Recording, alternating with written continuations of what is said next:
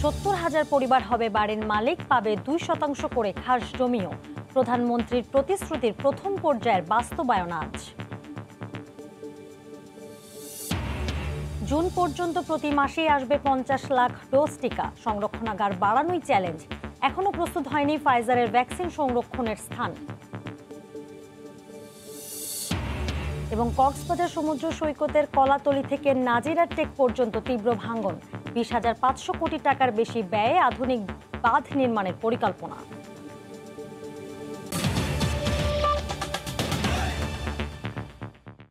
সময় সংবাদের সঙ্গে আছি আমি জেনিফার কামাল।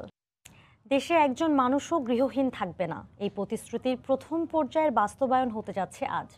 হতদরিদ্রদের একসাথে ৭০,০০০ বাড়ি ও ২% করে খাস জমি তুলে দেওয়ার নতুন রেকর্ড করতে যাচ্ছে বাংলাদেশ। স্থায়ী বাড়িতে ওঠার আনন্দে আত্মহারা ঠিকানাবিহীন এই মানুষগুলো। কুড়িগ্রামের রাজারহাট উপজেলার ছিনাইহাট বড়গ্রামের শিশু হৃদয় ও আফসানার বাবা মা না থাকায় নানা নানি লালন পালন করেন। এই অবস্থায় প্রধানমন্ত্রীর দেয়া অনুদানে ৪ লাখ টাকা দিয়ে তাদের লালন পালন করেন তারা। আফসানার বিয়ে দেওয়া হয়, আর শিশু হৃদয় এখন ৪র্থ শ্রেণীতে লেখাপড়া করছে। আমার মেয়ে বাচ্চা দুটো জীবন বাঁচার জন্য আনা ফেলার চাকরি করছে। চাকরি করার পর মেয়ে মারা গেছে, দুর্ঘটনা হওয়াতে মেয়েটা মারা গেছে। এখন মেয়েটা যে সরকার আমাকে যে সাহায্য করছে, ওই সাহায্যই মেয়েটা মানুষ করিয়ে বিয়ে দিছি। স্থায়ী ঠাঁই হওয়ায় প্রধানমন্ত্রীর প্রতি কৃতজ্ঞতা প্রকাশ করেন তারা। তা আর কেউ নাই, ওই বাচ্চাটাকে সরকার একটা ঘর দিয়ে দিছে। নানা আমার ঘর পাইছে, নানা ঘর দিছে আমার, তুই এই ঘরে থাকবি। এতিম সন্তানদের জমি ও ঘর দেয়ায় উচ্ছ্বসিত গ্রামবাসী ও স্থানীয় জনপ্রতিনিধি। বাচ্চা দুটার জন্য একটা অস্থায়ী ছিল, এখন ঠাঁই হচ্ছে। হাসিনা সরকার একটা ঘর দিছে, আমরা গ্রামবাসী খুব খুশি হয়েছি। প্রধানমন্ত্রীর উপহারের ঘর জমি আমার ওয়ার্ডে ৩ জন সহ 18 জন এই ইউনিয়নে পাইছে। এই 18 জনকে ঘর দিতে পারা আমরা খুব খুশি। সঠিকভাবে যাচাই বাছাই করে পরিবারগুলোকে জমি ও ঘর দেওয়া হয়েছে বলে জানালেন উপজেলার শীর্ষ কর্মকর্তা। যাদের মাথার উপরে ছাউনি ছিল না, আমরা চেষ্টা করেছি মাননীয় প্রধানমন্ত্রীর এই উপহার তাদের কাছে পৌঁছে দিতে। মুজিব শতবর্ষ উপলক্ষে প্রধানমন্ত্রী শেখ হাসিনার উপহার হিসেবে জেলার ১,৫৪৯টি পরিবারকে জমি এবং ঘর দেওয়া হয়েছে। সময় সংবাদ, কুড়িগ্রাম। মুজিব শতবর্ষে প্রধানমন্ত্রী শেখ হাসিনার উপহার হিসেবে দিনাজপুরের ভূমিহীন ও গৃহহীনদের মাঝে ঘরের চাবি তুলে দেওয়া হচ্ছে আজ। সে খবর জানাতে দিনাজপুরের ঘিওর উপজেলায় আছেন সহকর্মী গোলাম নবী দুলাল। সরাসরি যাচ্ছি তার কাছে। দুলাল। জেনিফার, আপনি জানেন যে সারা দেশের ন্যায় দিনাজপুরেও আজকে ভূমিহীন এবং গৃহহীনদের মাঝে আপনার গৃহ প্রদান করা হবে এবং হস্তান্তর করা হবে। আমি এই মুহূর্তে বিরল উপজেলার ভগতপুরে আশ্রয়ণ প্রকল্পে রয়েছি। আপনি জানেন যে যাদের ঠিকানা ছিল না, তারা আজকে ঠিকানা হিসেবে তারা এই বাড়িগুলো পাবে। দিনাজপুরে আমরা যেটিকে জেনেছি যে প্রথম পর্যায়ে ৩,০২২টি পরিবারকে ঘর দেওয়া হবে এবং জেলা প্রশাসন যেটা জানিয়েছেন, যারা আপনার ভূমিহীন গৃহহীন এদের মধ্যে বেশিরভাগই যারা বাড়ি পেয়েছেন তারা হচ্ছেন আপনার প্রতিবন্ধী রয়েছেন, বিধবা রয়েছেন, স্বামী পরিত্যক্তা রয়েছেন, ভিক্ষুক রয়েছেন। তারা কিন্তু আপনার আজকে তাদের যে স্বপ্নের ঠিকানা তারা কিন্তু কোনোদিন কল্পনাও করতে পারেননি যে তারা পাকা বাড়িতে বা ইটের বাড়িতে থাকবেন। তাদের কিন্তু আজকে এই সৌভাগ্য হয়েছে। দিনাজপুরে কিন্তু ৪,৪৭৬টি বাড়ি প্রথম পর্যায়ে আপনার দেওয়া হবে। আমি এই মুহূর্তে যিনি পেয়েছেন তার বক্তব্য এখানে শুনবো। আমরা এবং তার কাছে শুনি যে তিনি তার যে প্রতিক্রিয়া, সে প্রতিক্রিয়া তার কাছে শুনি।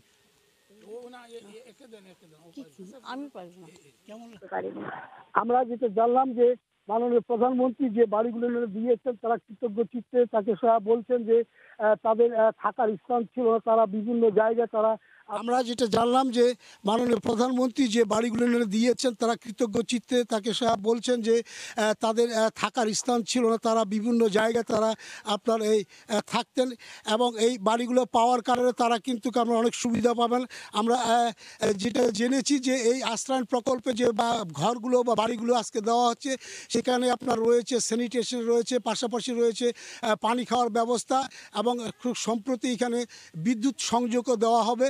এবং আজকের এই অনুষ্ঠানের মধ্য দিয়ে তাদের যে জমির যে কাগজ কবুলিয়ত এবং খাজনা সেই কাগজগুলো আজকে হস্তান্তর করা হবে।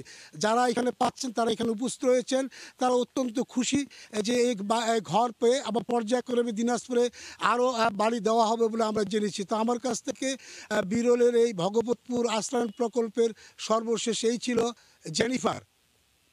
দিনাজপুর থেকে এতক্ষণ আমাদের সঙ্গে ছিলেন সহকর্মী গোলাপ নবী দুলাল। কনকনে বাতাস ও ঘন কুয়াশায় দেশের বিভিন্ন অঞ্চলে জেঁকে বসেছে শীত। ছন্দপতন ঘটছে স্বাভাবিক জীবনের। আজ দেশের সর্বনিম্ন তাপমাত্রা রেকর্ড করা হয়েছে খুলনা ও রাজশাহীতে 8.1 ডিগ্রি সেলসিয়াস। দিনের বেলায় সন্ধ্যার আবহ উত্তরের জনপদে কুয়াশার চাদরে ঢাকা চারপাশ।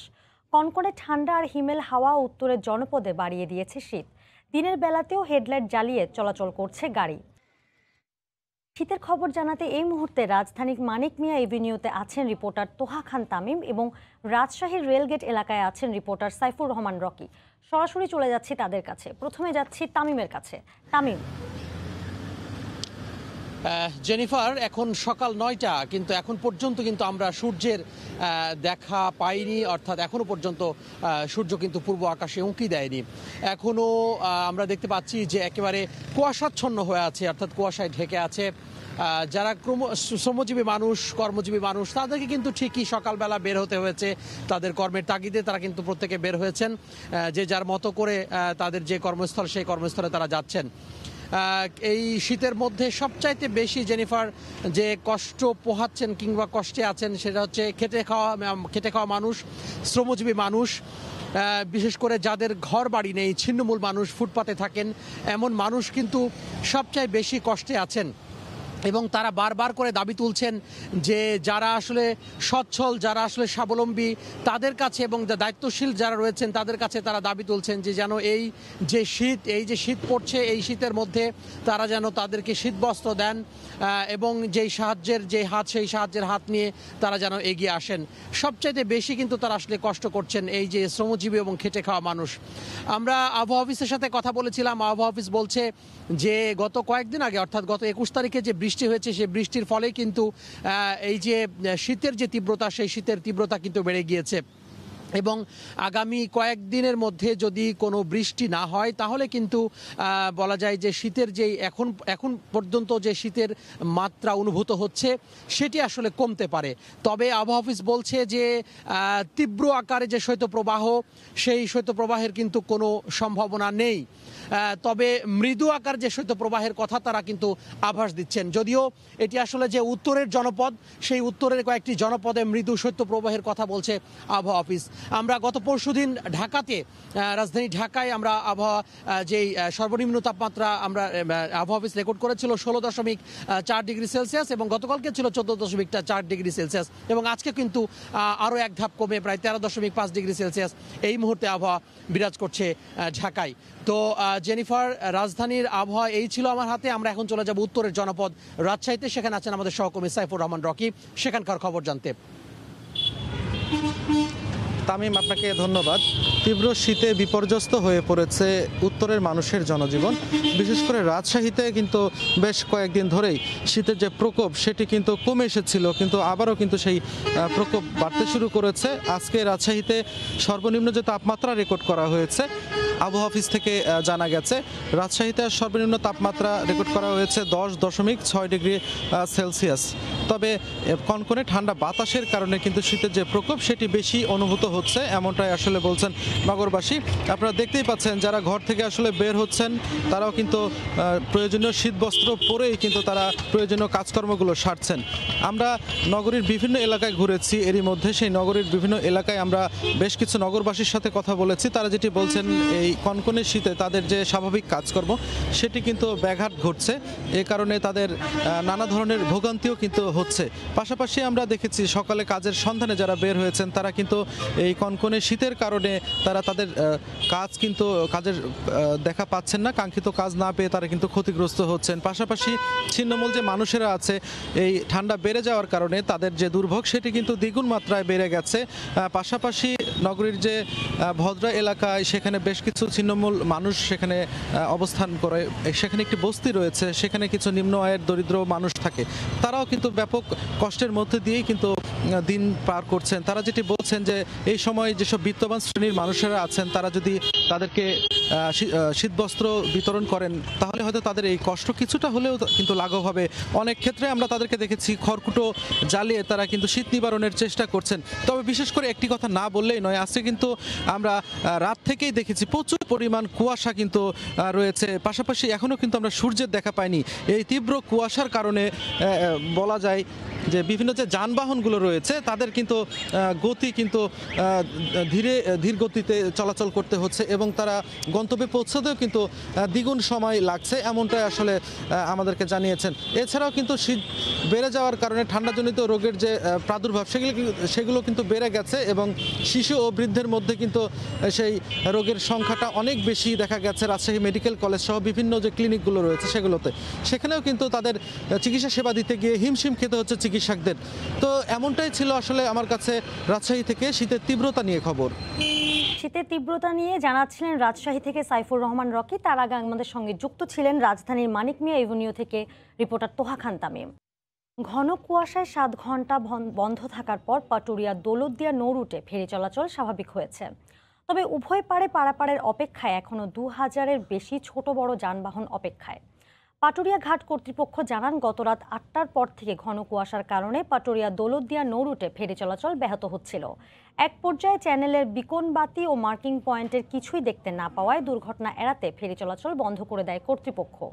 যানবাহন নিয়ে মাঝ পদ্মায় আটকে পড়ে ছোট বড় 6টি ফেরি। পরে কুয়াশার মাত্রা কমে আসলে 7 ঘন্টা পর পুনরায় চালু হয় ফেরি পারাপার। তবে দীর্ঘ সময় বন্ধ থাকায় তীব্র শীতে ভোগান্তি পড়েছেন চালক ও যাত্রীরা। আটকে থেকে কাঁচামাল পৌঁছে যাওয়ার অভিযোগ ট্রাক শ্রমিক ও ব্যবসায়ীদের। সবশেষ খবর জানাতে এই মুহূর্তে পাটুরিয়া দৌলতদিয়া ঘাট এলাকায় আছেন সহকর্মী মোহাম্মদ ইউসুফ আলী। সরাসরি যাচ্ছি তার কাছে। ইউসুফ। জেনিফার, পাটুরিয়া দৌলতদিয়া রোডে কিন্তু আজকে সকালে আসলে একবার ফেরি বন্ধ হচ্ছে আবার চালু হচ্ছে। আসলে ফেরির চলাচলটা চরমভাবে ব্যাহত হচ্ছে সকালের দিকটা। তো এই মুহূর্তে যদি বলি এই মুহূর্তে কিন্তু আসলে আবার স্বাভাবিক হয়েছে, অর্থাৎ গত রাতে 8টা থেকে কিন্তু ফেরি চলাচল ব্যাহত হচ্ছিল। তো রাত 10টার দিকে কিন্তু ঘন কুয়াশার কারণে ফেরি চলাচল সম্পূর্ণ বন্ধ হয়ে যায়, যখন বিকন বাতি এবং মার্কিং পয়েন্টের কিছুই দেখা যাচ্ছিল না। তারপর কিন্তু ঠিক 7.5 ঘন্টা বন্ধ থাকার পর সকাল 5:30টার দিকে এটা আবার ফেরি চলাচল শুরু হয় এবং মাছ নদীতে যে ফেরিগুলো আটকা ছিল সেই ফেরিগুলো পারে নঙ্গর করতে সক্ষম হয়েছিল। কিন্তু আবার 5:30টার আধা ঘন্টা চলাচল করার পরে আবার 1 ঘন্টা বন্ধ ছিল। এই মুহূর্তে আবার ফেরি চলাচল স্বাভাবিক হয়েছে। সেক্ষেত্রে কিন্তু আসলে ঘাট এলাকাতে এখনও প্রায় 1500 যানবাহনটা পারে অপেক্ষায় রয়েছে। আমি যদি আপনাকে একটু দেখাই যে পিছনের যে দিকটা একদম সারি রয়েছে এবং হাজার হাজার যাত্রী কিন্তু এখানে আসলে অপেক্ষা করছে এই নদীটুকু পার হওয়ার জন্য। যারা যাত্রী রয়েছে যাত্রীদের সাথে আমি কথা বলেছি, যাত্রীরা বলেছে আসলে দীর্ঘ সময় কেউ 10 ঘন্টা, কেউ 12 ঘন্টা, কেউ 14 ঘন্টা ধরে এই ঘাট এলাকাটা তারা পারের জন্য অপেক্ষা করছে। অন্যদিকে কিন্তু আমি যারা ট্রাকের শ্রমিক রয়েছে, ব্যবসায়ী রয়েছে তাদের সাথে কথা বলেছি। ট্রাকের শ্রমিকরা বলছে তারা কেউ 2 দিন 3 দিন ধরে কিন্তু এই ঘাটটুকু পার হওয়ার জন্য অপেক্ষা করছে। অন্যদিকে কিন্তু যারা ব্যবসায়ী তারা কিন্তু বলছে তাদের সবজিবাহী যে মালবাহী যে মালামাল আছে আর কি সবজি তা কিন্তু নষ্ট হয়ে যাচ্ছে, এটা তাদের অভিযোগ রয়েছে। এখন এই মুহূর্তে পাটুরিয়া দৌলতদিয়া রোডে স্বাভাবিক হলে মোট 16টি ফেরি চলাচল করছে। এই ছিল আমার কাছে পাটুরিয়া ঘাট থেকে সর্বশেষ অবস্থা। জেরিফা। পাটুরিয়া ঘাট থেকে এতক্ষণ আমাদের সঙ্গে ছিলেন সহকর্মী মোহাম্মদ ইউসুফ। চলতি মাসেই দেশে ভারত থেকে আসছে কোভিড টিকার আরও 50 লাখ ডোজ। প্রাথমিকভাবে এইসব টিকা সংরক্ষণে পর্যাপ্ত অবকাঠামো আছে সংশ্লিষ্টরা এমন দাবি করলেও টিকা আসার হার বাড়ার সঙ্গে সঙ্গে বাড়াতে হবে সংরক্ষণাগারের পরিধিও। আর কোভ্যাক্সের মাধ্যমে প্রথম অবস্থায় মিলবে ফাইজারের 8 লাখ টিকা, যা রাখতে হবে -70 ডিগ্রি তাপমাত্রায়। আর সে টিকা বুঝে নেওয়ার আগে উপযুক্ত সংরক্ষণাগার তৈরি করাই এখনকার প্রধান চ্যালেঞ্জ। ফারুক ভুইয়া রবিনের রিপোর্ট। দেশে এরই মধ্যে এসে গেছে ভারত সরকারের উপহারের ২০ লাখ ডোজ কোভিড টিকা। আর চলতি মাসে আসার কথা সেরাম ইনস্টিটিউট থেকে কেনা ৫০ লাখ ডোজ। জুন পর্যন্ত প্রতি মাসেই আসবে একই হারে টিকা। এছাড়া কথা রয়েছে কোভ্যাক্স থেকে মোট জনসংখ্যার ২০% জন্য টিকা পাওয়া। তবে এখন ভাবনার বিষয় কিভাবে সংরক্ষণ করা হবে টিকা। বর্তমানে সম্প্রসারিত টিকাদান কর্মসূচি ইপিআই প্রধান স্টোরেজে রাখা হয়েছে ভারত থেকে আসা উপহারের ২০ লাখ ডোজ। ২ থেকে ৮ ডিগ্রি সেলসিয়াস তাপমাত্রায় রাখার উপযোগী সেরাম ইনস্টিটিউটের ৫০ লাখ ডোজও প্রথম অবস্থায় এখানে রাখার কথা। এখানে RTMD ডিভাইস আছে, রিমোট টেম্পারেচার মনিটরিং ডিভাইস আছে, সেটা দিয়ে কিন্তু আমরা বুঝতে পারবো ২ থেকে ৮ ডিগ্রি টেম্পারেচার আমরা মেনটেন করতে পারছি কিনা।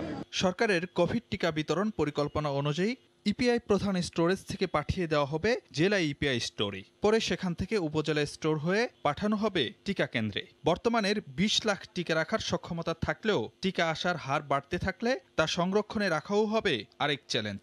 আর সেক্ষেত্রে আরও ১৭২টি ILR প্রয়োজন, এমনটাই বলা হয়েছে কোভিড টিকা নীতিমালায়। তবে বিশেষজ্ঞরা মনে করেন জরুরি ভিত্তিতে পদক্ষেপ নিলে টিকা সংরক্ষণ ব্যবস্থাপনা ঢেলে সাজানো কঠিন কিছু নয়। কিছু কিছু ক্ষেত্রে হয়তো বা ILR রিপ্লেস করতে হবে, কিছু কিছু ক্ষেত্রে রিপেয়ার জরুরি ভিত্তিতে করা দরকার।